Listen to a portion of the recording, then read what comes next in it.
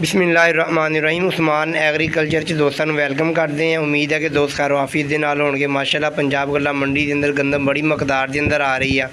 गंदम के अंदर अज कुछ ना कुछ इजाफा देखने को मिलता पाया वा। गंदम के अंदर कितना इजाफा होया, अज किन्नी मकदार के अंदर मार्केट के अंदर गंदम आ रही है, तुहाडे दोस्तों के नाल शेयर करते हैं। इस तो पहले उन्होंने दोस्तों को गुजारिश है, जो चैनल से नए आए हैं वो चैनल सबसक्राइब कर लो, ताकि गल्ला मंडी के मुंसलिक ते एग्रीकल्चर की मशीनों के मुंसलिक तमाम वीडियो का नोटिफिकेशन तुहानू दोस्तों पहुँचता रहे। माशाअल्लाह अज बड़ी मकदार के अंदर गंदम आ रही है। उनकी वजह यह है कि अज गंदम के अंदर कुछ ना कुछ बेहतरी नज़र आ रही है। दोस्तों को पता है कि पिछले दिनों के अंदर तकरीबन 2500 रुपये तक जी गंदम थी वो फरोख्त हुई है। अज आ तुम ढेरी देखते पे दोस्तों तकरीबन 100 तो 150 के मन के दरम्यान ये ढेरी आ।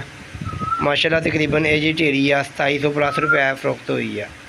बाकी तुम दूसरी तुम ढेरी से लैके जा रहे हो, आह जी ढेरी आ ये भी ढेरी तकरीबन 2700 के लगभग फरोख्त हुई है। 2690 2695 रुपये तक फरोख्त हुई है।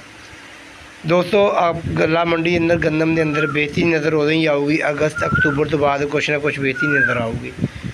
तो बाकी तुहाडे इलाके के अंदर गंदम का की रेट आ, तुसी किहड़े रेट उत्ते फरोख्त कीती आ। बाकी साडे इलाके मियाँ चनू के अंदर जी गंदम का टॉप रेट आ तकरीबन 2800-2900 रुपया।